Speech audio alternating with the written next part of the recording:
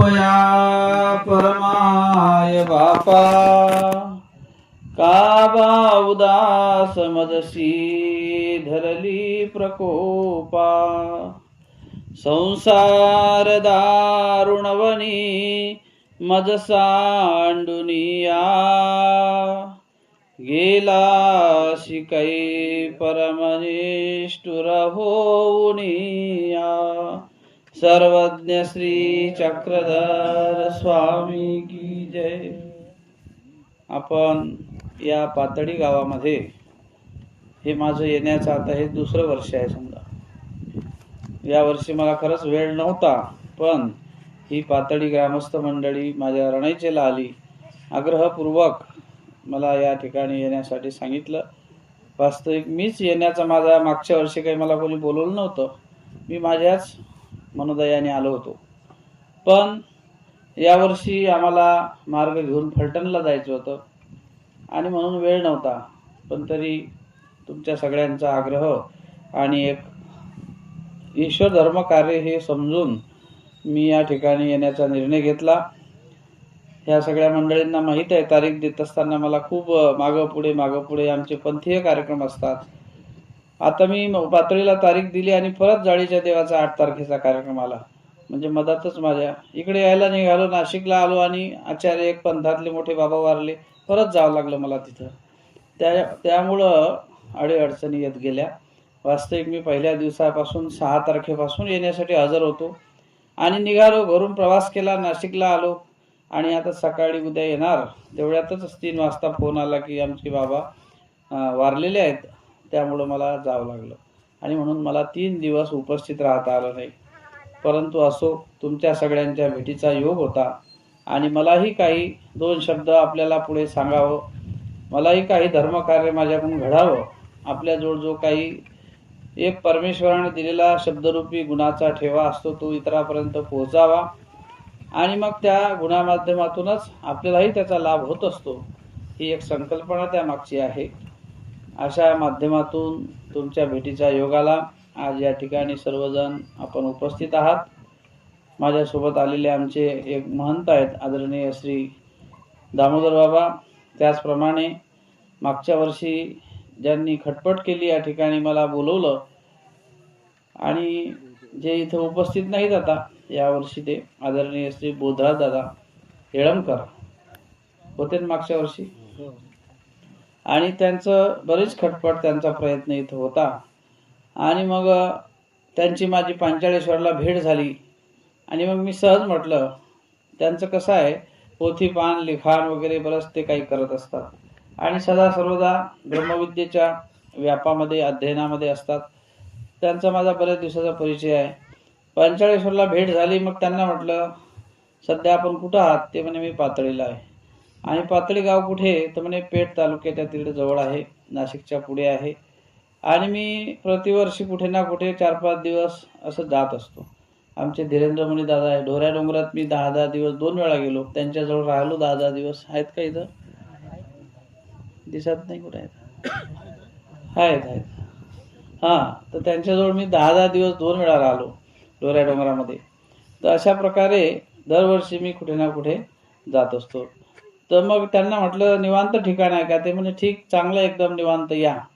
आणि मग मी म्हटलं येतो. मला माहिती नाही एवढा संपर्क, इकडे जनलोक येतील, माझा इतक्या लोकांशी योग येईल असं काही मला माहिती नव्हतं. मी म्हटलं आपण जायचं, स्मरण करायचं. मागच्या वर्षी मी पूर्ण 5 दिवस होतो. मी 5 गावाला भिक्षेला गेलो, भिक्षा केली, म्हणजे आजूबाजूच्या गावाचीही माहिती होऊन गेली आणि याही वर्षी तसंच नियोजन होतं. परंतु वेळेअभावी मला ते शक्य झालं नाही. तरीसुद्धा आज आपण सर्वजण इथे जमलेलो आहोत. आताच भास्कर भाऊ गावित यांनी सांगितलेलंच आहे की बा अशा प्रकारे समाजामध्ये काही रूढी परंपरा असतात आणि त्याला समजा उजाळा कसा देता येईल यासाठी स्वामी श्री चक्रधरांचं जे तत्वज्ञान आहे हे निश्चित उपयोगी जाते. त्याचबरोबर आदरणीय देवराम भाऊ गायकवाड इथे उपस्थित आहेत. यांनी सुद्धा त्यांच्या भारूड कीर्तनातून अनेक प्रबोधनाचे कार्य केलेले आहेत. आमच्या रणैचेला 2097ला मोठा कार्यक्रम झाला होता, फार मोठा. त्यावेळेला संध्याकाळी त्यांचं भारूड ठेवलं होतं. तर अशा प्रकारे धर्मप्रबोधन हे फार महत्वाचं असते.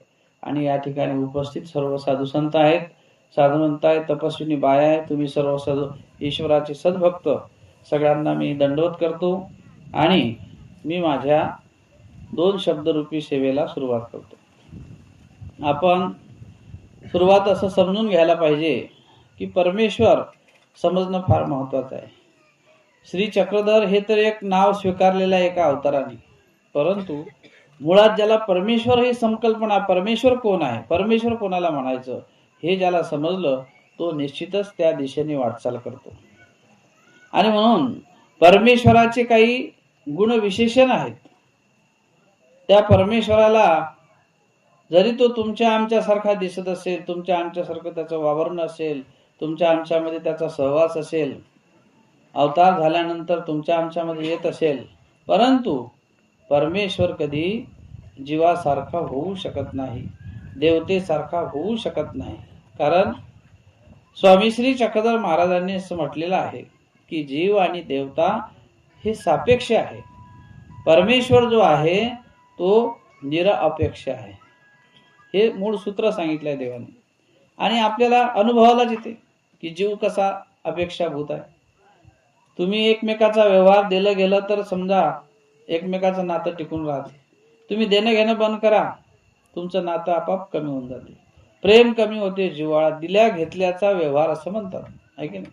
पण परमेश्वर निर्निमित्त बंधू, अनमित बंधू, कुठल्याही प्रकारची त्याला अपेक्षा नाही. पुन्हा ज्ञान देतात, पुन्हा हा जीव त्याचं ज्ञान दौडून टाकतो, पुन्हा पुन्हा ईश्वर ज्ञान देतात, पुन्हा पुन्हा हा जीव दौडून टाकतो. यत्किंचितही त्या परमेश्वराला किती स्वरूप व्यक्त होत असताना त्या स्वरूपाला कितीतरी जळंब होतो, त्या स्वरूपाला कितीतरी छेद स्वीकारावे लागतात तुमच्या आमच्यासाठी. आपण पाहिलं की ज्या साधनदात्याने श्री चक्रधराने आनंदमय स्वरूप आहे, तो स्वात्म आनंदी रमणरूप असलेलं परमेश्वराचं स्वरूप आहे. ते स्वरूप ज्या वेळेला तुमच्या आमच्यासाठी व्यक्त होते त्यावेळेला एक सुडा कटी प्रदेशी, एक सुडा श्रीमुकुटी, श्रीकरे पाणीपात्र, दऱ्या दरकुट्यापुढे जातात, भिक्षा मागतात, अंगाला काठ्या बोराट्या ओरबडतात, कुठल्याही प्रकारचं समजा आलिंबन नाही, करपात्री भिक्षा आहे. आणि अशा स्थितीमध्ये देव दारोदारी घरोघरी भूमिशयन घेतात. कुठला समजा बिस्तरा नाही, पलंग नाही, गादी नाही. अरे ब्रह्मांड नायक परमेश्वर आपण त्याला म्हणतो, त्या साधनदात्या सर्वज्ञ श्री चक्रधराला. तो जमिनीवर आपल्यासाठी झोपतो, जमिनीवर आपल्यासाठी येतो, अशी कठीण दुर्घष्ट चर्या करतो, आहे की नाही. कशासाठी? हे असलेलं परमेश्वराचं तुमचं आमचं नातं जे आहे, स्वामी मृत्यू संबंध हा अनादीचा, जीवाचं आणि परमेश्वराचं नातं आहे ते अनादीचं आहे. तुमचं आमचं व्यवहाराचं नातं, प्रपंचाचं नातं तरी एका देहापुरतं, पुन्हा दुसऱ्या देहात तुम्ही आम्ही एक येऊ का नाही सांगता येत नाही. पण परमेश्वराचं नातं हे न तुटणार आहे. आणि म्हणून तो परमेश्वर व्यक्त होतो, व्यक्त होऊन जीवासाठी झळंब पावतो की माझा कुठेतरी या जीवात्म्याला हा ज्ञानरूपीचा जो ठेवा आहे तो देता येईल का, कुठेतरी माझं हे आनंदाचं स्वरूपाचं जे दातृत्व आहे जीवाला करता येईल का. म्हणून यासाठी परमेश्वर तुमच्या आमच्यासाठी या भूमीवरती व्यक्त होतात. आणि मग खरं परमेश्वराचं स्वरूप कुठल्याही प्रकारचं वर्णावर्ण जाती व्यवस्था ही ईश्वराच्या ठिकाणी तत्वज्ञानात मध्ये कुठेही परमेश्वरानं पाळली नाही. आता आमचे स्वामी भिल्ल गोंडवाडा आदिवासी याही परिसरात आपण पाहतो, इंजी गोंडवाडा ना 12 वर्ष स्वामींचा सहवास झाला तिकडं. आपण नागपूर भंडारा त्या ठिकाणी जर गेलो तिकडे आमचे स्वामी रामटेक वगैरे 12 वर्ष राहिले त्या भागात. म्हणजे अशा स्थितीमध्ये परमेश्वराने जाऊन तळागाळातल्या लोकांपर्यंत ईश्वराचं जे तत्वज्ञान आहे, मज सोच्याशी केले दाता आपण पे झाला मागता. स्वतः परमेश्वर आनंद घन, दया घन, कृपा घन असताना आपण कुठल्याही प्रकारे कुठल्या सामर्थ्याने युक्त नाही, जीव अज्ञान आहे, निरानंदी आहे, कुठलंही याच्या ठिकाणी स्वतःची पात्रता नाही, असं असताना सुद्धा परमेश्वराने आपल्या पुढे काय पकडवला, हात पसरवलेला आहे आणि म्हटलंय की तुम्ही एक जन्म तुमच्या जीवनामध्ये, अजन्म नाम घेतल्यापासून तर अंतिम श्वासापर्यंत या देहातून नाम तुमच्याजवळ आहे, या देहातून जेव्हा श्वास निघेल त्यावेळेला श्री चक्रधर म्हणून तुम्ही त्याच्या देहाचा शेवट करा, है की नाही. एक जन्म मला देऊन पहा. एक जन्म जर तुम्ही मला देत असाल, मा काही होईल ते पाहिजो. नंतर त्याचं रूपांतर काय होणार आहे, भक्ताची थोरी देवची जाणे. हे भक्तपणाचं केलेलं लक्षण, याची थोरी ईश्वराला माहित आहे.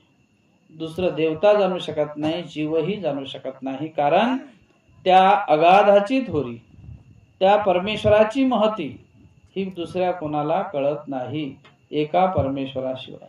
आणि म्हणून जो एक परमेश्वर आहे, त्या एका परमेश्वराची भक्ती कशी असावी, अनन्य भक्ती असावी. अनन्यतापूर्वक, एकनिष्ठतेने, श्रद्धापूर्वक, भावपूर्वक, त्यामध्ये कुठलीही मिश्र भक्ती नसावी.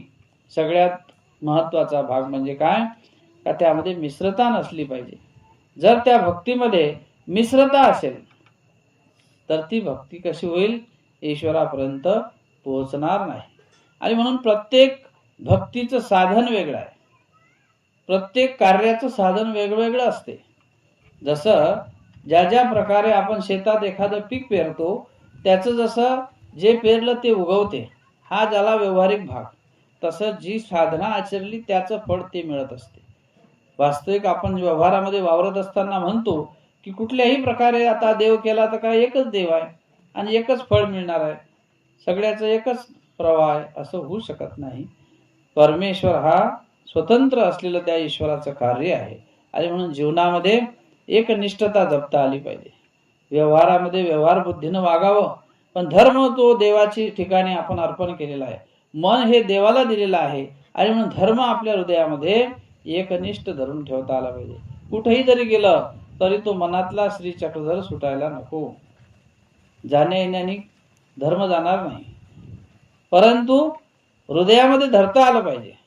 कुठे कशा प्रकारे धर्माला आपण कशा प्रकारे आपल्या सोबत ठेवावं याची जाणीव नामधारकाला, म्हणजे जो उपदेश घेतो त्याला त्याची जाणीव असली पाहिजे की माझ्या सोबत देव माझ्या सोबत कसा राहील. मी उपदेश घेतलेला आहे, मी गुरुमंत्र घेतलेला आहे, ते 5 नाम माझ्या पाठ असलेच पाहिजे. त्या 5 नामाचं कधीतरी दिवसातून नामस्मरण झालंच पाहिजे. असं काही नाही बसूनच नामस्मरण करावं, बसल्यावरच देव नामस्मरणाचा स्वीकार करेल असं काही नाही. तुम्ही उभ्यानी करा, चालता बोलता करा, काम करताना करा. सदा सर्वदा लेखी तर नामाची लेखी. केव्हाही आठवलं, केव्हाही जरी तुम्ही त्या परमेश्वराचं नाम घेतलं तरी ते नाम परमेश्वर स्वीकारात घेतात. म्हणून त्या ईश्वराला धरून ठेवत असताना हृदयामध्ये आर्त असणं फार महत्वाचं असते, भाव असणं फार महत्वाचं असते. आज आपण परमेश्वराच्या असन्निधानी आहोत. काय आहे, आज परमेश्वर, आपण एवढं भाग्यवान नाही का जेव्हा देव होते तेव्हा आपलं योग आला, तसा योग आला नाही. आज 800 वर्ष झाले देव आपल्याला सोडून जाऊन, पण या असन्निधान धर्मामध्ये का होईना पण आपल्याला देवाने साधन दिलेलं आहे.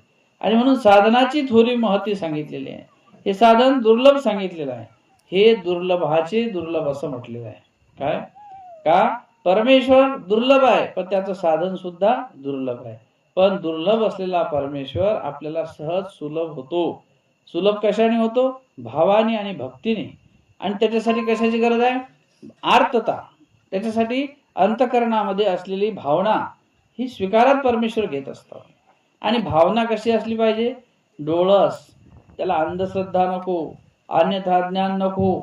अंधश्रद्धा जर असेल, एखादी दोरी अंधारात पडली, तिला जर म्हणाल तुम्ही साप, तर ते त्याला काय म्हणायचं, अन्यथा ज्ञान. यालाच म्हणतात अनाते आन कल्पिने. जी वस्तू नाही त्याला ते म्हणायचं, याला म्हणतात अन्यथा ज्ञान, अज्ञान. अशा जर अज्ञानाने आणि अन्यथा ज्ञानाने काही वेळेला आपण आपल्या मनानेच एखादा विधी निर्माण केला, मनानेच आपण ठरवलं की असं करायचं, तर ते कधी कधी चुकीचंही होऊ शकते. म्हणून आपल्यापेक्षा कोणी जर त्याला जाणता असेल, आपल्यापेक्षा जे गुरु सुरू त्यांनी एखादा विधी आपल्याला सांगितला असेल, जाणत्या पुरुषाने, तोच आचरावा, त्याच पद्धतीनं करावं. काही शंका असतील तर त्या ज्ञानी पुरुषाला, ज्याला त्याच्यातली जाण आहे, मग कर्मराठीमध्ये सुद्धा तुमच्या ग्रहस्थाश्रम धर्मामध्ये सुद्धा जाणीव असणारे लोक असतात, त्यांना विचारावं. नाही त्यांना येत तर कोणी साधवाला त्याला विचारावं. पण आपल्या परंपरेनुसारच आपला धर्म आचरण आपण केला पाहिजे.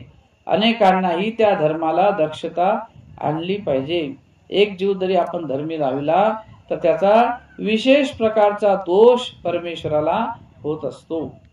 आपल्या ईश्वराच्या सन्निधानामधलं उदाहरण आहे की जसं सारंग पंडित शांताबाईसाला म्हणतात की तुम्ही चालल्याच आहे आता देहत्याग करण्यासाठी. शांताबाईसा काय झाल्या होत्या, संसारात उद्विग्न झाल्या होत्या. त्यांचं पूर्वीचं नाव माईबाई होतं आणि उद्विग्न झाल्यामुळं एकीला काहूर लागलेलं होतं आणि एकीचा वैधव्य प्राप्त झालं होतं. एक पिसं लागलं, त्यामुळं सासरच्यांनी माहेरी पाठवून दिलं. एकी विधवा झाली म्हणून तीही माहेरी आली. परिस्थिती हालाखीची. घरात मुलगा कमवता होता, मुलगाही संपला. एकटी आई, काय करणार. बिकट अवस्था झालेली आहे. प्रपंचातलं हे दुःख आहे. आणि म्हणून स्वामींनी प्रपंचाचं नाव ठेवलं आहे की प्रपंचामध्ये जर दुःख नसतं ना तर प्रपंचच चांगला राहिला असता. पण प्रपंचाचं मूळ दुःखाचं कारण आहे. प्रपंचाचं मूळ काय आहे, दुःखाचं कारण आहे. दुःखाची निर्मिती प्रपंचामधून होते. आणि म्हणून त्या प्रपंचाच्या आपण किती जवळ जावं आणि किती लांब राहावं याचं गणित आपल्याला ईश्वराने भक्ती मार्गामध्ये, आपल्या ज्ञान मार्गामध्ये सांगितलेलं आहे. स्वामी म्हणतात का प्रपंच साच म्हणून धरू नये आणि लटिका म्हणून सांडू नये. त्या प्रपंचाला खरं आहे म्हणून धरू नाही ठेवता येणार नाही. नाही, हा प्रपंचच खरा आहे. माझी मुलगी, माझा मुलगा नाही, मला हेच मला सुख देणार आहे, पण ते तात्पुरतं सुख आहे. याच्या पलीकडे काय, या परती अनेक एक सुख असे ऐसे जाणणे ही नाही, असं स्वामी म्हणतात. की अशा प्रकारे काही समाजामध्ये अज्ञान आहे, समाजामध्ये अशी काही एक परिस्थिती आहे, या प्रपंचाच्या पेक्षाही काही वेगळं सुख आहे, याची जाणीव बहुतर लोकांना नाही. आणि ती जाणीव करून द्यासाठीच आपल्याला देवाने हा धर्म सांगितलेला आहे. देवाने हे विचार दिलेले आहेत आणि या विचारावर आपल्याला चालायचं असते. विचार हा माणसाच्या जीवनाला दृढता देतो. स्वामींनी सांगितलं, आचारासहयोगाने योग्यता निर्माण होते, पण विचार माणसाला दृढ करतात. विचार माणसाला अंतःकरणामध्ये आत्मबळ निर्माण करतात. आणि आत्मबळ ज्याच्यातून निर्माण होत असतो तो विचारही तसाच असावा लागतो. ते स्वामींचे वाक्यही ते महत्वपूर्ण असावे लागतात.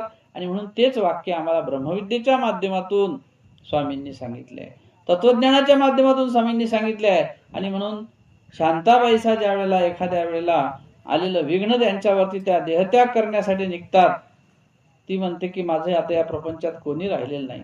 एक पाठीशी बांधावी, एक पोठाशी बांधावी आणि द्वारकेला गोमतीच्या नदीमध्ये जाऊन आपण देहत्याग करावा म्हणून घरातून निघाली. परंतु पैठणला सारंग पंडित त्यांचे भाचे राहत होते आणि म्हणून सारंग पंडिताला भेटून जावं. आणि जाता जाता त्या पैठणला जाते. पैठणला गेल्यानंतर सारंग पंडित म्हणतात, आत्या, ती त्यांची आत्या लागत होती नात्याने, वडिलाची बहीण. ठीक आहे, तू चालली तर जा, परंतु जाता जाता आमचे स्वामी श्री चक्रधर महाराज म्हणजे श्री चांगदेवराव हे वेरूळला आहेत, त्यांची जाता जाता रस्त्यात भेट घे आणि मग पुढे जा. आणि सारंग पंडितांनी सांगितल्यामुळं तिला वाटलं ठीक आहे, आपण भेटू. आणि म्हणून ती वेरूळला जाते. त्या यात्रेकरूच्या सोबत पोहव्यामध्ये तिचा मुक्काम तिथं होतो. आणि त्या वेरूळला गेल्यानंतर तिथे कुठे स्वामी आहेत म्हणून तपास करते. आणि नेमके स्वामी मठामध्ये निरोपण करत असतात. निरोपण करता करता त्या ठिकाणी शांताबाईसा दरवाजात जातात आणि तिथून दरवाजातूनच पाहतात की यामध्ये कोण श्री चांगदेवराव असतील बरं. आणि असं ती म्हणते मनामध्ये. तेवढ्यात स्वामीच त्या ठिकाणी आवाज देतात त्या बाईला, शांताबाईसाला. म्हणजे तिचं नाव माईबाई आहे. स्वामी म्हणतात, या शांताबाईसा हो. आता वास्तविक देवाने ते शांताबाईसा तिचं प्रासादिक नाव ठेवलं त्या वेळेला. आणि नुसतं देवाच्या मुखातून हा शब्द निघाला की शांतबाईसा. तिच्या हृदयामध्ये जो काही पोळ झालेला होता, जे दुःख झालेलं होतं, ते दुःख देवाने शब्दासरशी निरसून काढलं. आणि स्वामी म्हणतात की बाई, तुम्हाशी आम्ही आता शांती नगरीचा पाठू दिजेल. खरोखर देवाने त्यांना कैवल्यदान दिलेलं आहे. फार मोठी लीळा विस्तृत आहे. कशा प्रकारचं एखादं व्यक्तिमत्व जे आत्महत्येच्या टोकाला पोचलेली शांताबाईसा ज्या वेळेला स्वामींचं नुसतं दर्शन होते आणि दर्शनानं निवाळून जाते. आणि मग स्वामींचं दर्शन झालं. दर्शन झाल्यानंतर स्वामींच्या सहवासात थांबली आणि मग शांत झाली. आता तिला जायचं होतं पुढे द्वारकेला. स्वामी म्हणतात, बाई जा आता तुम्ही द्वारकेला. ती म्हणते, आता माझी द्वारका इथेच झाली. ज्यासाठी मी आता मला आत्महत्या करायची होती ते सुख, मला अंतरातला जो आनंद आहे तो मला इथे मिळालेला आहे. माझं सगळं दुःख नष्ट झालेलं आहे. मग तिने व्यथा सांगितली. म्हणे, एक पोरगा होता, तो असाच अकस्मात मरण पावला आणि तो तुमच्यासारखाच दिसत होता. शांताबाईसा म्हणतात की माझा मुलगा सुद्धा सुंदर, नाकी डोळे सुंदर असलेला मुलगा होता, अत्यंत पाहायला देखणा होता, पण तो मरण पावलेला आहे आणि तो तुमच्यासारखा दिसत होता. अशा प्रकारे स्वामींना ती म्हणते. परंतु मातृत्वाचं आमच्या देवाने तिला फळ आक्षेपलेलं आहे. मातृत्वाचं फळ दिलं. नुसतं कोणी म्हणलं की देवा तू माझा मुलगा आहे, जसं यशोदेने पालन केलं तरी मातेचं फळ आहे. देवकीच्या पोटी जन्म घेतला श्रीकृष्णाने, तिला मातेचं फळ देतात. मातेचं फळ म्हणजे आनंद रूपी सुखरूपी असलेले दातृत्व ईश्वर करतात. ईश्वर ज्या अर्थी कुठे काही कार्य करत असतात तर ईश्वराचं कार्य निर्फळ नाही. कुठलंही कार्य परमेश्वराचं हेतुपूर्वक असते. आणि मग ती शांताबाईसा सांगते, ही मुलगी आहे, सासरून परत आलेली आहे, हिला पिसं लागलं, हिचा पती विधवा झाला. तिचं नाव एकाईसा, पती विधवा झाला. आणि दुसरी जी होती ती जसमाईसा, तिला काहूर लागलं. देव म्हणतात, आता हिला पाठवून द्या सासरी. म्हटलं, हिला ते घेत नाहीत, सासरचे लोक हिला त्रास देतात तिच्या पिसं असल्यामुळं. म्हणे पाठवून द्या. मग म्हणे ती घेणार नाही. आता तिची हे वाट पाहत आहेत, तुम्ही पाठवा फक्त देवाच्या सांगण्यावरून. मग कोणाला पाठवू? म्हणे आता मी जाऊ का? मी तर तुमचं सन्निधान सोडायला तयार नाही, मला इथेच आवडते. मग म्हणे तुमच्या लेकीला पाठवा, एकाईसाला. ती एकाईसा म्हणते, मलाही देवाचं सन्निधान आवडते, मी तरी कशाला जाऊ? म्हणे असं करू नको, जा, तुला जावं लागेल. मग देव म्हणतात जा. आणि मग एकाईसा त्या जसमाईसाला घेऊन जातात. आणि गेल्यानंतर ते सासरचे लोक खरोखरच वाट पाहत असतात. सडा संभाजन घातले, रांगोळ्या घातल्या, तिला आगत स्वागत पूर्वक घरात ठेवून घेतलं.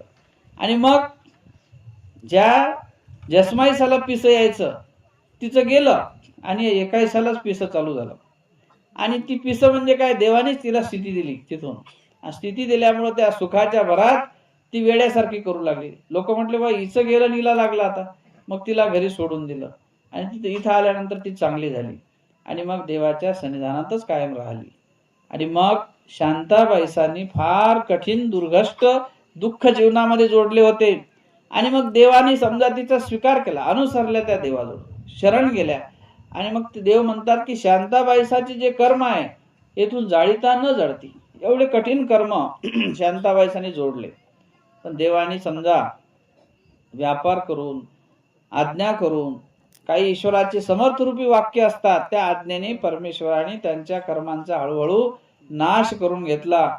बोरी बाबडी शिंपणे, देवाने त्यांना व्यापार सांगितला की एक मास म्हणजे एक महिनाभर हे बोरीचे आणि बाबडीचे झाड आहेत, ओल्या पडदणीशी त्या झाडाला तुम्ही पाण्याने कपडा ओला करून त्याच्यामध्ये ते पाणी नेऊन टाकायचं. म्हणजे किती चक्रा होतील, कपडा ओला करायचा, तिथं नेऊन पिळायचा.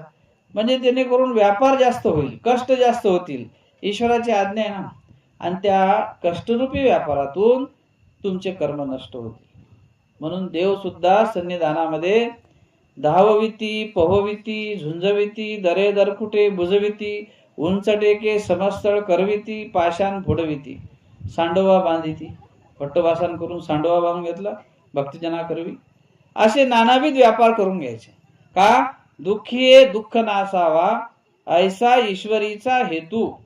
दुःखानेच दुःखाचा नाश होतो. सुख साधने देवो नपविजे नायका. सुखाने परमेश्वर मिळणार नाही. तुम्हाला जेने परी व्हावा. स्वामींनी म्हटलं की येणे पा खडकेशी कपाळ घ्या पा. दगड घेतला आणि त्याच्यावर डोकं आपटून फोडून घेतलं तर देव होईल का? होणार नाही. तो जयापरी व्हावा. तुम्हाला देवपूजा नमस्कार करावी लागेल, तुम्हाला परमेश्वराचं नामस्मरण करावं लागेल, कुठेतरी विधीच्या शरण जावं लागेल, त्या धार्मिकतेतून भावनेतून परमेश्वराला आठवावं लागेल, दंडवत घालावे लागतील, भजन पूजन करावं लागेल, जो यथाशक्ती यथा आपल्या अधिकारानुसार जो जीवाला शक्य आचार असतो. कारण ज्या वेळेला स्वामी श्री चक्रधर महाराज उत्तरापंथीकडे निघाले त्यावेळेला स्वामींना इच्छा झाली की आता हे सकळ शास्त्र भट्टोबासांना सांगावं. म्हणजे भट्टोबास हा पंथ, ही जबाबदारी, हे आचार्य तो पुढे नेऊन या मानव संप्रदायाचा विस्तारित वेल करतील. कारण स्वामींनी भविष्य कथन केलं होतं श्री नागदेवाचार्यांचं की येथून एका दोघा वांद्र्यापासून साता पाचा. आम्ही तरी 100-200 लोकांनाच काही धर्म प्रबोधन केलं, पण तुमच्यापासून 700-500 लोक पुढे तुमच्या सन्निधानामध्ये अनुसरतील, त्यांना अनुसरण घडेल आणि अनेकांना धर्म लागेल, अनेक जीव धर्मी लागतील, असं भविष्य वर्णन केलं. त्याप्रमाणे आचार्यांना निरोपण करत असताना स्वामींनी सांगितलं की आता आम्हाला उत्तरापंथीकडे निघून जायचं आहे. आमचं कार्य त्या म्लेंच देशाला आम्ही जाऊन आमचं उद्धरणाचं कार्य करणार आहोत आणि आता हे शास्त्र आम्ही तुम्हाला सांगतो, तुम्ही ऐकून घ्या. त्यावेळेला भट्टोबास म्हणता, जीजी देवे विन काही धर्म असे, तुम्ही तर आमचे देव आहेत, तुम्ही आमचे ईश्वर आहेत, तुम्ही आम्हाला लाडलेलं ताळलेलं आहे, तुमचं आम्हाला आजपर्यंत संविधान आता सोडून चालले, हे अशक्य आहे, आता हे माझ्याकडून होणार नाही, तुम्हीच पाहिजे आम्हाला. देव म्हणतात, बटिका हे बरोबर आहे तुम्ही म्हणता ते, पण आम्ही जे सांगणार आहोत हे असे तयार रक्षण ऐकून घ्या. परंतु ऐकायला तयार नाही. मग गोसावी माहीम भट्टाची वासू पाहिली. समोरच माहीम भट्ट बसले होते. माहीम भट्टाला म्हणतात की सांगा यांना, ऐकून घ्या आम्ही जे सांगणार आहोत.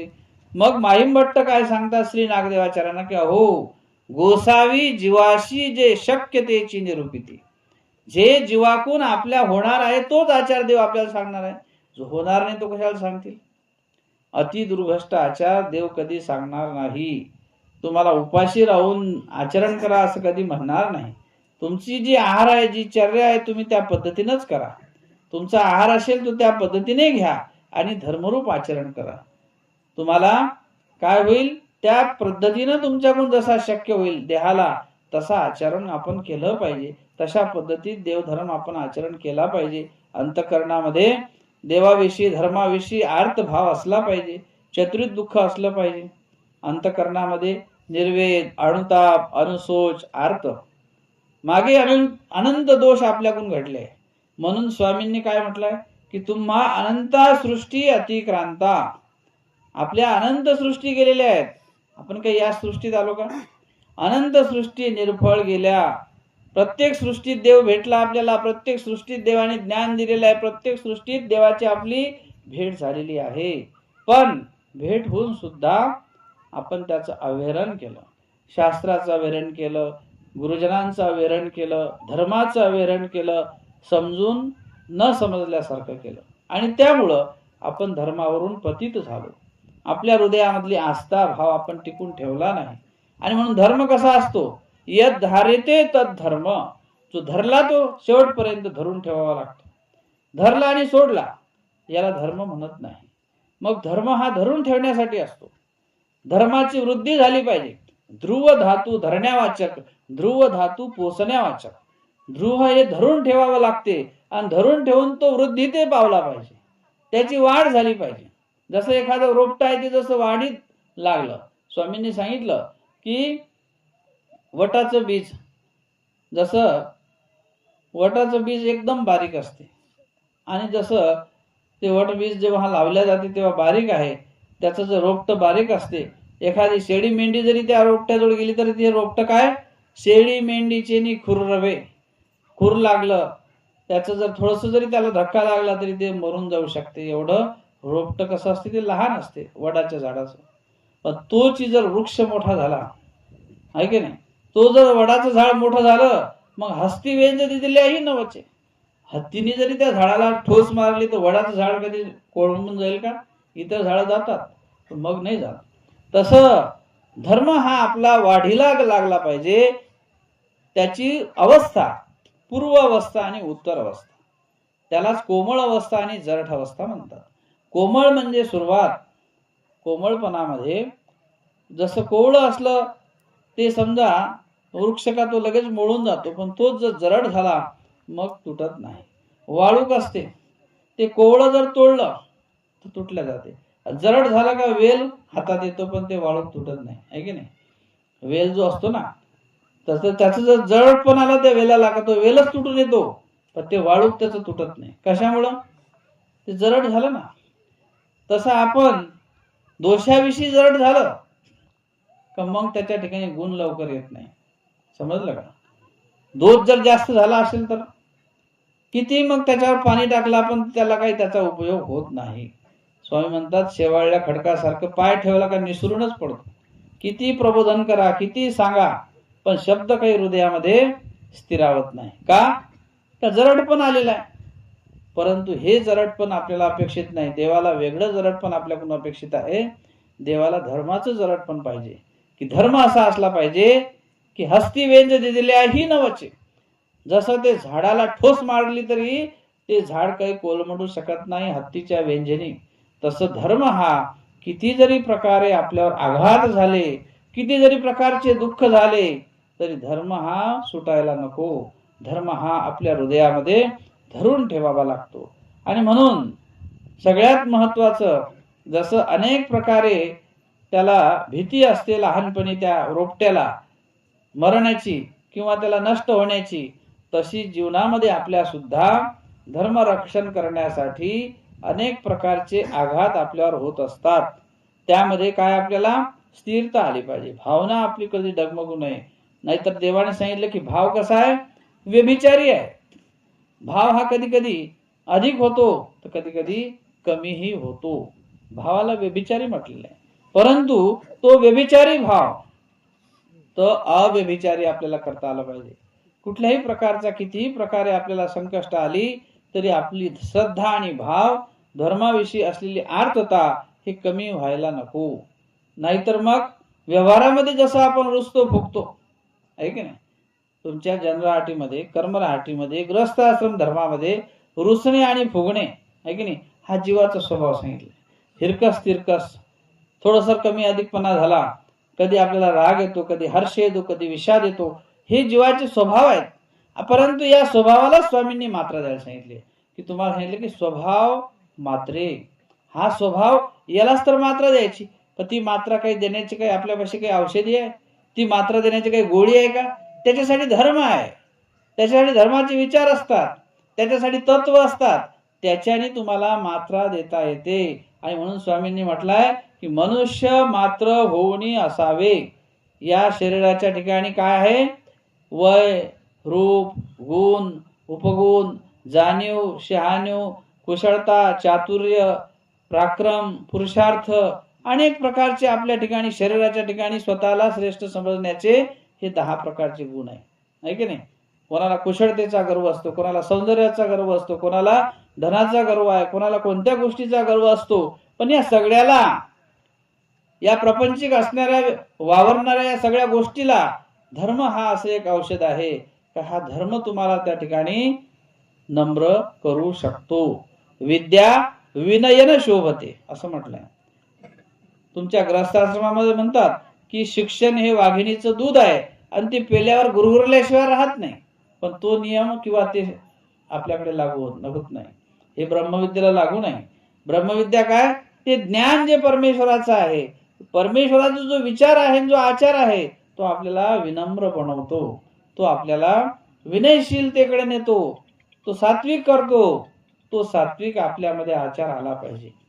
कारण तो जोपर्यंत आचार सात्विकतेचा आपल्यामध्ये येत नाही, विचार आपल्यामध्ये येत नाही, तोपर्यंत संयमितता आपल्या ठिकाणी येत नसते. आणि म्हणून स्वामींनी सांगितलेलं आहे की तुमच्या हृदयामध्ये धर्म जर असेल तर तुम्ही सगळ्यावर विजय मिळवू शकता. येतो धर्म तर तो जय, असं म्हणतात ना, की जिथं धर्म आहे तो तिथं तुमचा जय निश्चित असतो. कारण धर्मामध्ये सगळ्या गोष्टीचं वलय आहे.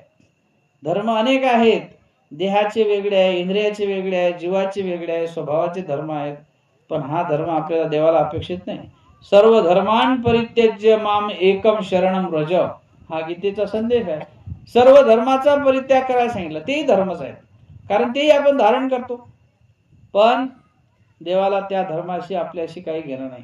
हा जो धर्म आहे तो हृदयामध्ये देवाला सत्वरूपतेतून धरलेला, विनम्रतेतून धरलेला जीवाला जो आचार पाहिजे आहे. बाकी धर्म जे असतात ते देहाशी संबंधित आहे. इंद्रियाचे धर्म कशाशी संबंधित आहे? देहाशी. जे दश इंद्रिय सांगितले, श्रोत्रम चक्षु स्पर्शनम च रसनम घ्राणमेव च, कान आहेत, नाक आहे, डोळे आहे, स्पर्श इंद्रिय आहे, त्वचा आहे, जिव्हा आहे, रस रूप गंध स्पर्श आळाप हे त्याचे विषय आहेत. आणि याच्या माध्यमातून ते इंद्रियाशी धर्म व्यापलेले आहेत, स्वभावाशी व्यापलेले आहेत. परंतु जो ईश्वरीचा धर्म असतो तो कशाशी व्यापलेला आहे? तो जीवात्म्याशी. तो जीवात्म्याची ऊर्ध्वगती वाढवतो. जीवात्म्याच्या ठिकाणचं जे अधमतीचं द्वार आहे, जीव कसा आहे? अधोगामिनी. जीवाचे स्वरूपची ऐसे जे दुसऱ्याचे भंगे. एखाद्याचं चांगलं सुद्धा जीवाला देखवत नसते. हे जीवाचं मूळ स्वरूप भाव आहे. काय आहे? स्वरूप भाव. पण त्याच्यावर विजय मिळवणे ही गोष्ट साधी आहे का? पण देवाच्या धर्माच्या तत्वामुळे आपण निश्चितच त्याच्यावर विजय मिळवू शकतो. निश्चितच आपली विषयावस्था आपण करू शकतो. तरच तो भक्त होऊ शकतो ईश्वरीचा. नुसतं नावाने भक्त होणार नाही. मी उपदेश घेतला नुसतंच मी परमेश्वराचं भक्त असं म्हणता येणार नाही. त्याच्यासाठी त्या भक्ताचे लक्षण आपल्यामध्ये असले पाहिजे. कारण आपण जर चुकत असू कुठे, आपल्या ठिकाणी जर इतरासारखंच असेल तर ईश्वराला आपली खंती येईल. परमेश्वराला जर खंती आली तर निश्चितच कुठेतरी आपला अविधी आपल्याला पुढे पुढे वाढवत नाही. अविधी अविधीते प्रसवे. एक अविधी दुसऱ्या अविधीला नेत असतो. एक दोष दुसऱ्या दोषाला पात्र होत असतो आणि मग दुःखाच्या गोष्टीकडे तो जात असतो. आणि म्हणून स्वामी म्हणतात की वाराणसी सारखं एखादं काही आपल्या ठिकाणचं एखादं आपण केलेलं कार्य आहे, तर तिथे जर आपण दोष जोडू तर दोष वाढत वाढत जाईल.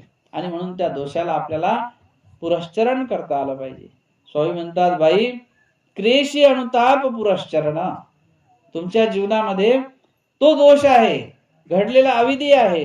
कुठल्या ना कुठल्या प्रकारे जीवनामध्ये आपण दररोज नित्य धर्माचं कार्य आपल्याला आचरावंच लागते. तुमच्या जीवनात तुम्हाला दररोज ग्रस्ताश्रम धर्म असा आहे का तुमच्या उदरभरणासाठी, आपल्या प्रापंचिक जीवनाच्या पूर्ततेसाठी अनेक प्रकारचे निषेधरूप कार्य आपल्याला करावेच लागतात. मग करत असताना अंतःकरणामध्ये प्रायश्चितही आपल्या असलं पाहिजे. संध्याकाळी देवासमोर दंडोत घालताना सकाळपासून संध्याकाळपर्यंत माझ्याकडून अनेक प्रकारची हिंसा घडली. मग मानसिक हिंसा असते, वाचिक असते, शारीरिक असते. आपण देवाला प्रसव मोडतो, माफी मागतो की देवा मला क्षमा करा. हे काय आहे? हे पुरश्चरण आहे. पुढे चालणारी जी चाल आहे, श्चर म्हणजे चाल आपल्या जीव स्वरूपाची दोषाची, ते नष्ट करण्याचं काम हे धर्म करत असते. यासाठी जीवनामध्ये धर्माचं अंग हे महत्वाचं आहे. यासाठी आपल्या जीवनामध्ये सातत्य महत्वाचं आहे. सततम कीर्तयन्तो माम यतन्तश्च दृढव्रता. सातत्याने केलेलं धर्मरूप कार्य तेच तुमचं दृढत्व निर्माण करू शकते. जर सातत्य नसेल तर सातत्य नसल्यामुळे कुठेतरी आपण आपल्यामुळे हळूहळू हे जीवस्वरूप खाली येत असते. वरती जायचं तर खाली यायला सुरुवात होते. म्हणून ईश्वर धर्माचं कार्य हृदयामध्ये ज्यावेळेला संप्रेषित होते, आपल्याला शांतबाईसाच्या रूपाने बघायला मिळालं की देवाची भेट झाली आणि विचार बदलले, की आत्महत्या करण्याचं थांबलं आणि म्हणते की आता मला इथंच बरं वाटते देवा, आता मी काही जाऊ शकत नाही पुढे. देव म्हणतात ठीक आहे. आणि स्वामींनी तिच्याकडून ते दुःख नष्ट होण्यासाठी अनेक प्रकारची सेवा करून घेतली आणि तिचे अनेक दुःख नष्ट करत करत करत स्वामी शेवटी सांगतात की बाई आता आणखी आम्ही एक विधी तुम्हाला सांगतो, तुम्ही रुद्धपूरला जा. पण रुद्धपूरला जाताना तुमची लेक जी आहे एकायसा हिला इथंच ठेवा, हे इथंच धर्मरूप आचरण करेल. तुम्ही आचरण करण्यासाठी गोविंद प्रभूंच्या सानिध्यामध्ये जा.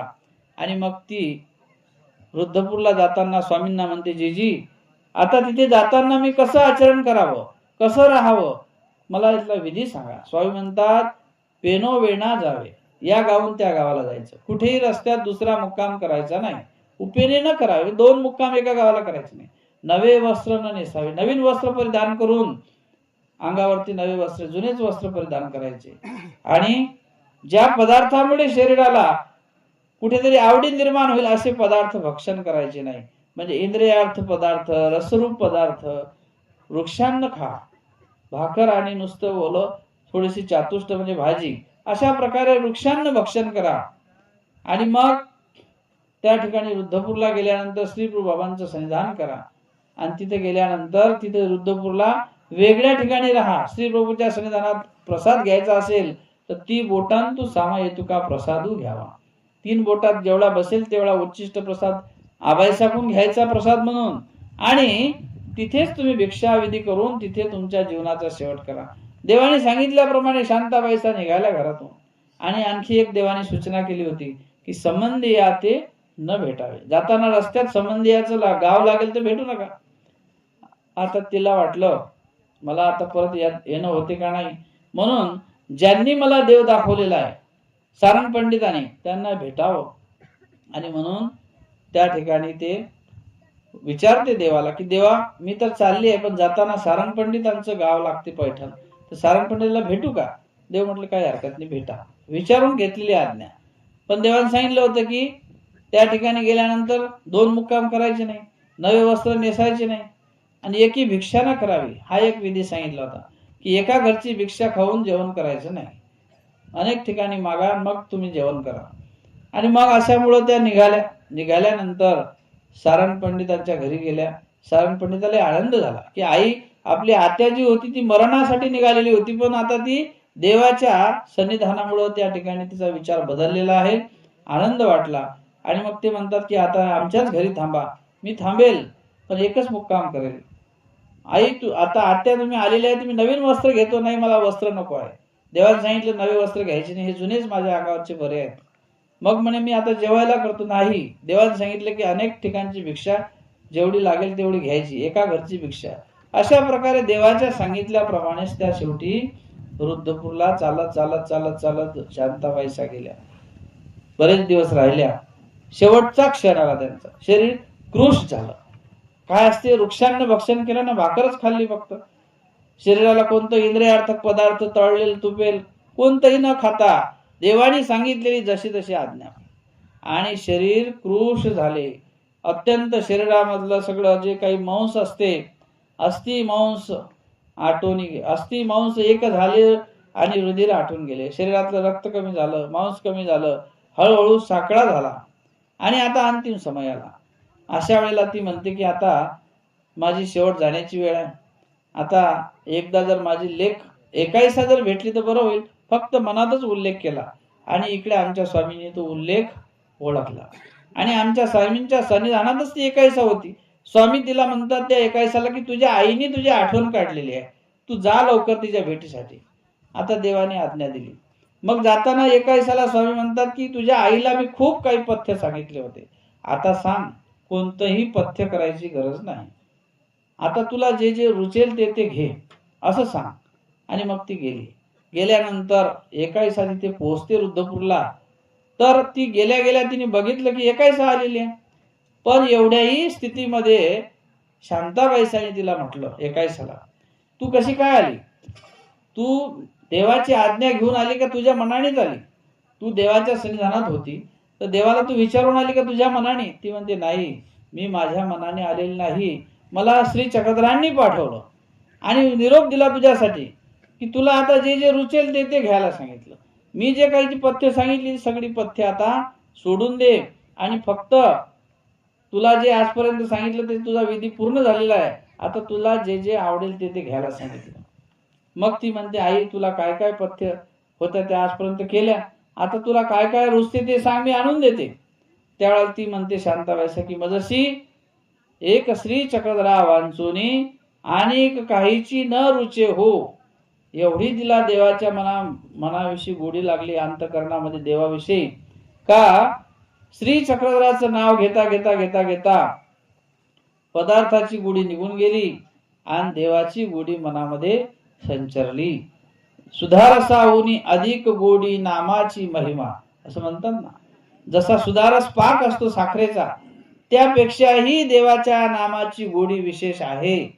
आणि ती म्हणते की मजसी एक श्री चक्रधरा वांचोनी अनेक काहीची न रुचे हो. एका देवाशिवाय एका श्री चक्रधराच्या नामाशिवाय आता मला काहीच रुचत नाही असं म्हटलं. आणि शांताबाईसाचं देह तिथं गेलं. शांताबाईसाने अंतिम श्वास घेतला. एकायसा भेटली आणि मग सर्व विधी एकायसाने केला आणि मग पैठणला आल्या एकायसा आणि मग स्वामींना भेटल्या आणि मग स्वामी म्हणतात की बाई आम्ही येथोनी म्हणितले ते म्हातारी सीची घडले. आम्ही जे जे काही वाक्य सांगितले होते ते यथातथ्य यथोचित सांगितल्याप्रमाणे शांताबाईसाला जसा तसा विधी घडलेला आहे आणि तिने तो विधी केला. अशी प्रशंसा देवाने केली शांताबाईसाची. पहा की एक बाई आत्महत्या करण्याला निघालेली आहे, पण देवाच्या ईश्वराच्या सानिध्याने ईश्वराच्या विचाराने कसं मन परावृत्त झालं. आणि म्हणून स्वामींनी सांगितलं की जो ईश्वरीचा भक्त आहे त्याच्या ठिकाणी आत्महत्या किंवा आत्मघात हा विचार कधी यायला नको. कारण आत्मघात की अशी कवनी ठावो नाही नायका. ज्याने आत्मघात केलेला असतो किंवा दुसऱ्याचा करत असतो त्याला कुठे ठाव नाही. कारण देवाने सुंदर असं देह दिलेला आहे, सुंदर या देहाची रचना आहे, याची किंमत तुम्ही अनमोल आहे, याची किंमत होऊ शकत नाही. आणि मग तुम्ही बहुत सुकृतातून जोडलेला मनुष्य जन्म याला जेव्हा संपवण्याचा विचार होतो त्यावेळेला आपल्या जीवनामध्ये आपण एकट्याला संपवत नाही तर काय म्हणतात स्वामी की हे देहाला जर हरण केलं तर ब्रह्मांड हरण केले होय. या देहाचं हरण करणं म्हणजे हत्या करणं म्हणजे एका ब्रह्मांडाची हत्या केल्यासारखी. 81 कोटी 1.25 देवतेचे अधिष्ठान हे आपल्या शरीरामध्ये असतात. प्रत्येक अधिष्ठान आपल्या शरीरात आहे. जे तुम्ही डोळ्याने बघता याला सुद्धा एक अधिष्ठान आहे. स्वामी म्हणतात चक्षु अधिष्ठात्री देवता सूर्य. सूर्य म्हणजे तेज. या तेजाचं एक अधिष्ठान आपल्या डोळ्यात असते. पहा काही वेळेला डोळा चांगलाच असतो पण डोळ्याने दिसत नाही. का दिसत नाही? तिथलं अधिष्ठान नष्ट झालेलं असते. किती सर्जरी करा किती ऑपरेशन करा पण त्या डोळ्याने दिसत नाही. कुठे जखम नाही, कुठं काहीच नाही, पण तरी डोळ्याने दिसत नाही. तिथलं अधिष्ठान गेलेलं आहे. अशा प्रकारे प्रत्येक इंद्रियाच्या ठिकाणी अधिष्ठान असतात. देवतेचे एक सामर्थ्य अंश असतो. आणि म्हणून हे शरीर जे आहे आपलं हे नुसतं मनुष्याचा रिकामा साखळा नसून यामध्ये ब्रह्मांडाचं सगळं निर्मिती रूप सर्व व्यापलेलं आहे. या ब्रह्मांडाचं सर्व सार तत्व या पिंडामध्ये आहेत. अशा प्रकारचा जो एक अमौलिक असा आपल्याला सल्ला विचार आपल्या तत्वज्ञानातून आपल्याला भेटत असतो. आणि म्हणून आपण सर्व युक्तत्व असलेलं हे शरीर आहे आणि या शरीराच्या ठिकाणी युक्तत्व आहे म्हणून आपण ईश्वरीचा धर्म आचरू शकतो. नाहीतर पशु पक्षी प्राणी यांनाही धर्म आचरण्याचा योग आला असता, पण ते युक्तत्व त्यांच्या ठिकाणी नाही. ते अधिष्ठान पाहिजे, त्या पिंडस्था तशा प्रकारचं जे कार्य त्या देहामध्ये नाही. म्हणून त्या देहाला काय म्हणतात? अयुक्त देह म्हणतात. आणि आपल्या मनुष्य देहाला युक्त देह असं म्हणतात. आणि म्हणून आपण युक्त देहाचा आपल्या जीवनामध्ये उपयोग केला पाहिजे. कितीही जरी आपले कामं असतील, किती जरी आपण व्यापक असू, पण तेवढा वेळ देवपूजेला असो आपल्या विधीला असो आपण दिला पाहिजे. जेवढा देता येईल तेवढा. पण स्वामी म्हणतात वंद्य दिवस जाऊ निजे. ईश्वर धर्माच्या आचरणाशिवाय नामस्मरणाशिवाय देवपूजा केल्याशिवाय दिवस रिकामा जाऊ द्यायला नको. पण आपल्या प्रत्येकाच्या नामपाठ असले पाहिजे. ज्याने उपदेश घेतला त्याचे 5ही नामपाठ असले पाहिजे. दंडवत दररोज घातल्याच गेले पाहिजे. कारण दंडवत हा विधी आहे. दंडवताने अनेक प्रकारचे आपले कर्म नष्ट होतात. उत्तमो दीर्घदंडम असं म्हटलेलं आहे. उत्तमो दीर्घदंडम च मध्यमो पादवंदनम कनिष्ठ करचालेन वाकदंडम च निर्फलम. 4 प्रकारचे दंडवत आहे. पैकी सगळ्यात श्रेष्ठ आपला हा उत्तम दंड कोणता आहे? साष्टांग. की ज्याचे 8ही शरीराचे अंग आपले जमिनीला टेकतात आणि त्या 8ही अंगाचा स्पर्श जमिनीला होतो आणि मग पूर्ण शरणांगती देवापुढे असते. कारण जेव्हा आपण शरण जातो ईश्वराला ती शरणांगती फार महत्वाची असते. आणि ती शरणांगती पत्करत असताना हे स्वरूप परमेश्वराचं झळंबून जाते आपल्या भक्तापुढे. भक्ताचा देव म्हटलाय ना की देव भक्ताचा भुकेला कशाला? भावनेचा भुकेला आहे. आणि म्हणून भावना प्रकट करण्यासाठी आपल्याला विधी असतात. आपण देवाला विडा वाहतो, एखादी समजा उपहार दाखवतो, आरती वाहतो. हे काय? हे भावरूप विधी आहे. आणि स्वामी म्हणतात की आम्ही भावाचा स्वीकार करतो. अव्यचा भाव प्रेमाशी पात्र होऊ शकतो. अशा प्रकारचा अव्यचा भाव आहे. भावामध्ये सुद्धा ईश्वर प्रेम देऊ शकतात. ही भावना असते आणि ती भावना आपल्याला प्रकट करता आली पाहिजे. ती भावना आपल्याला आपल्या जीवनामध्ये राखता आली पाहिजे. आणि ती भावना कशी असली पाहिजे? मी मगाच सांगितले की डोळस असली पाहिजे, अंधश्रद्धा नसावी, मनाने कोणता विधी निर्माण करू नये, कोणी सांगितलं म्हणून करू नये, तर ते बरोबर आहे का, आपल्या परंपरेनुसार आहे का, गुरुजनांनी आपल्या असं सांगितलं आहे का, अशा प्रकारची शहानिशा करून तो आपला धर्म आपण आचरला पाहिजे. आज आपण 1 तास झाला आहे ना, तर 1 तास झाला, आपल्याला अजून जेवण करायचे आहेत. तर अशा प्रकारचं एक ईश्वराचं जे तत्वज्ञान आहे हे अमौलिक तत्वज्ञान आहे. या तत्वज्ञानाला अनेक प्रकारे परमेश्वराने आपल्याला हे धर्म समजून सांगत असताना आपल्या अंतकरणामध्ये भावना कशा टिकून राहतील याला फार महत्व असते. कारण भावनेला काय असते की भावना उंचही तेवढीच आहे आणि कमीही तेवढीच आहे. असं म्हटलंय की ओल्यापेक्षा कोरडा चांग. एखाद्याला भाव ओला म्हणजे दाटून येतो, परंतु ओला हा भाव टिकून ठेवता आला पाहिजे. देवासाठी, धर्मासाठी, प्रपंचासाठी अश्रू निश्चित आपल्या मनात येतात. एखादी तुमची लेक असते, ती जेव्हा सासरी जाते तुम्हाला रडू येते, आहे की नाही?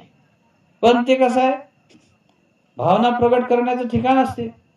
तुम्ही देता घेता व्यवहार करता आणि मग त्या भावना तिथून प्रगट होतात. पण तीच भावना स्वामी म्हणतात की जसा अवसर विषयाला आहे तसाच अवसर इथे ब्रह्मविद्या आहे. तो जसा तुमचा अवसर त्या ठिकाणी तुम्ही त्या काळामध्ये वेळेमध्ये सगळ्या गोष्टी परिपूर्ण करता, तसं इथं धर्मरूप कार्यासाठी सुद्धा त्या प्रकारचा वेळ काळ आपण दिला पाहिजे. तर त्या ठिकाणी आपल्याला त्याचं काहीतरी मनुष्य जीवनाचं सार्थक झाल्याशिवाय राहत नाही. दैव योगाने आपल्याकडे ईश्वराचा धर्म आला, काहीतरी आपलं सुकृत आहे. आणि म्हणून ज्या गोष्टी परमेश्वर तत्वज्ञानामध्ये, ईश्वरीच्या तत्वज्ञानामध्ये सामावतात, की अहिंसावादी तत्वज्ञान देवाने आपल्याला निरूपण केलं की मुंगीचे वैरही न चिंतावे, निष्कारण कोणाचं वैर मनात चिंतन करू नये. त्याने मानसिक आपल्याकडे प्रारब्ध दोष निर्माण होतात.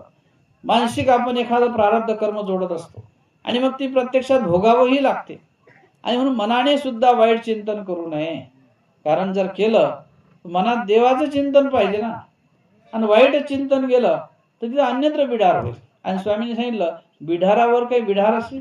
एखादं समजा मनामध्ये कोणाचं आपण वाईट चिंतन करत गेलो, एखाद्याचं समजा आपलं पटत नाही, त्याचा दोष सदा सर्वदा मनात आठवत गेलो, तो दोषच आठवत राहतो, दोषच आठवत राहतो. आणि मग जेव्हा दोष आठवण्याची सवय होते तेव्हा गुण कधी त्याच्या हृदयात जाईल, गुण कधी आठवायचा. आणि म्हणून जीव तर दोषाचा आळच आहे. स्वामींनी लक्षण सांगितलं जीव स्वरूपाचं की जीव सर्व दोषाचे आळे. आळ म्हणजे धरण, आळ म्हणजे संचित करण्याचं ठिकाण, आहे की नाही? आपण म्हणतो ना आळ करा, भाताचं आळ करतात जेवताना, आमच्याकडे म्हणतात, तुमच्याकडे काय म्हणतात काय म्हणतात. म्हणजे आपण त्यात भात टाकतो, त्याच्यात इकडून तिकडून मग त्याच्यात वरण टाकतात. आळ करतात म्हणजे संचित ठिकाण. मग जीवाच्या ठिकाणी जास्त संचय कशाचा आहे? दोषाचा संचय, गुणाचा कमी आहे. आणि म्हणून देवाने सांगितलं की जीवाच्या ठिकाणचा दोष हा मूळ स्वभाव आहे, पण दोषालाही सुद्धा आपल्या ठिकाणी गुणाने आपल्याला कमी करता येते. आणि गुण कोण आहे? गुण म्हणजे ईश्वरीचा धर्म आहे.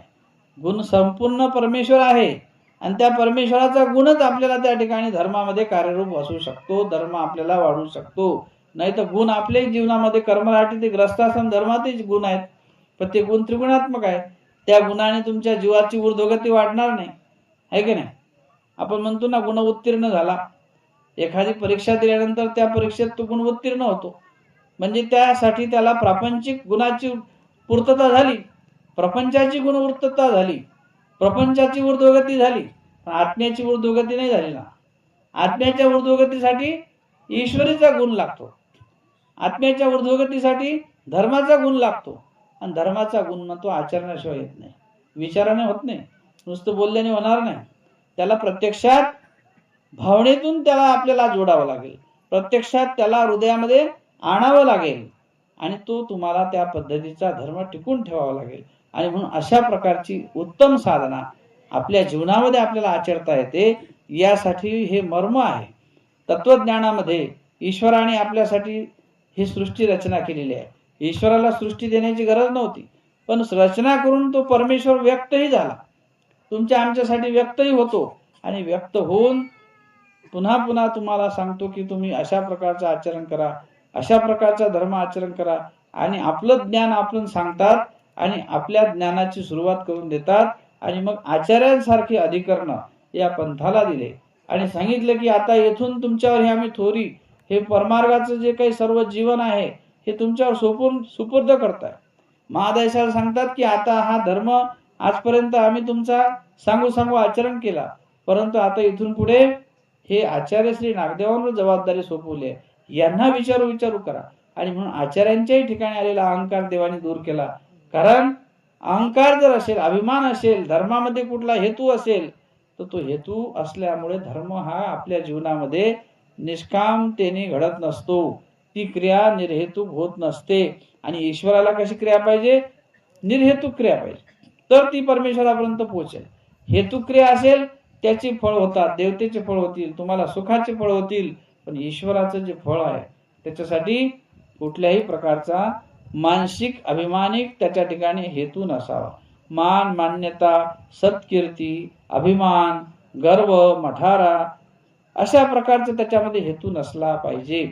माईमभट्टांनी म्हटलं होतं की मी किती सदैव आहे, किती भाग्यवान आहे की मी हा अवसर करू शकतो देवाच्या ठिकाणी रुद्रपूरला असताना.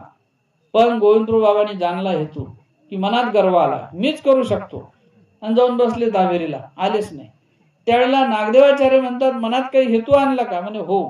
मी म्हटलं की माझ्यासारखा किती भाग्यवान की मला असा अवसर घडतो, मी करू शकतो. पण देवाने तो हेतू जाणला, निघून गेले. प्रसव मोडायला लावला. आचार्य श्री नागदेवांनी त्यांना सांगितले की जा देवाच्या पुढे दंडोत घाला आणि सांगा माझ्याकडून चूक झाली. तो हेतू नष्ट केला आणि देवाने मग तो पदार्थाचा स्वीकार केला. त्यांची कण होती माईमभट्टाची, नाही तर देवाने तसंही स्वीकार करू शकले असते, पण हेतुक पदार्थ स्वीकारला असता, परंतु हेतुक क्रियेचं फळ परमेश्वर देत नाही, ते मायेकडे गेलं असतं, मायेने दिलं असतं, फळ मिळालं असतं, पण ईश्वराचं नाही. योग्यता भेटत नाही त्याच्यातून. ईश्वराची योग्यता कधी लागते? जेव्हा ती क्रिया ईश्वरापर्यंत पोहोचेल तेव्हाच त्याची योग्यता लागते. आणि ती योग्यता आपल्याला लागण्यासाठी नतमस्तक, नम्रता, विनम्रता, समर्पण, शरणागती ह्या गोष्टी जोपर्यंत जीवनामध्ये आपल्याला येत नाही की देवा तू माझा आणि मी तुझा आहे, ही क्रिया तुझ्या श्रीचरणाशी मी समर्पित करतो, असलेला कुठला हेतू दूर करावा. माझ्या क्रियेमध्ये काही हेतुकता असेल, कुठला अभिमान असेल, कुठला गर्व असेल, कुठे हेतू संचरला असेल, कुठं चार चौकाच्या समाजाच्या हेतूने मी करत असेल, हे सगळं दूर कर, हे तुला समर्पित करतोय. हे साधू संत आहे, वासनिक आहे, सद्भक्त आहे, हे तुझे आहे म्हणून मी करतोय, ओळखी आहे म्हणून नाही, परिचय आहे म्हणून नाही, हे ईश्वरीचं साधन आहे. अशा प्रकारचा भाव हृदयात ठेवून आपण त्या ईश्वराला अनन्य भावे क्रिया कराव्या, अनन्य भावे शरण जावे. निश्चितच देव आपला आहे, आपण देवाचे आहे. तुमच्या पाठीशी परमेश्वर सदैव उभा असतो.